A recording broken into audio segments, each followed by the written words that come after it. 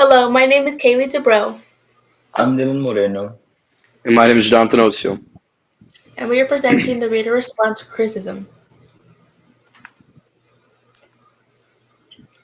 The definition for reader response criticism is a literary theory that focuses on the reader's experience and interpretation of a text instead of just the author's intentions or the text alone. It highlights that meaning is created through the interactions between the readers and the text, meaning that each reader's personal feelings, thoughts, and experiences can shape their understanding of the work. I'll now be going over the history/origin of reader response criticism. Reader response criticisms first originated with Louise Rosenblatt's development of theories in the 1930s, particularly her emphasis on the reader taking role in shaping the meaning of the text. Later on, scholars like David Black, Norman Hodland, Stanley Fish, and Wolfgang Lesser later added on to the original theory.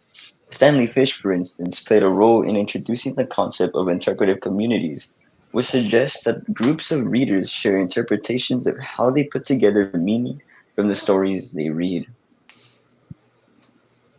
Here's some ways reader response criticism help view literature. Reader response criticism helps the reader understand the piece of literature better by focusing on the reader's experience and interpretation of the text.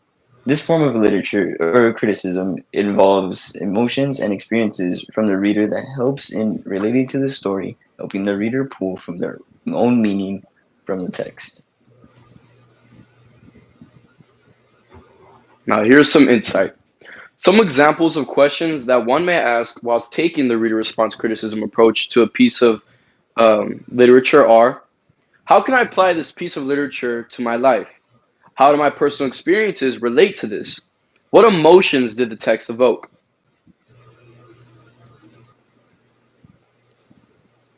Now, here are some ways that this approach can be used in a scholarly manner. Since the reader response criticism approach heavily involves emotions and experiences from the reader, one way that they will be able to view a piece of literature such as A Rose for Emily would be by being able to relate to how traumatic and unfortunate the passing of a loved one is. Now, here's a quote from the story. She told them that her father was not dead.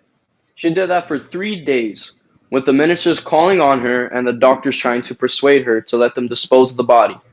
Just as they were about to resort to law and force, she broke down and they buried her father quickly. This is Faulkner, page 227.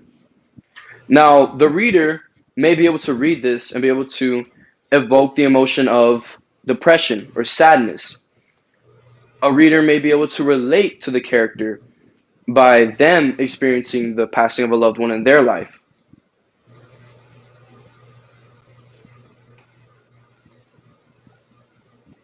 And now here's our works cited page.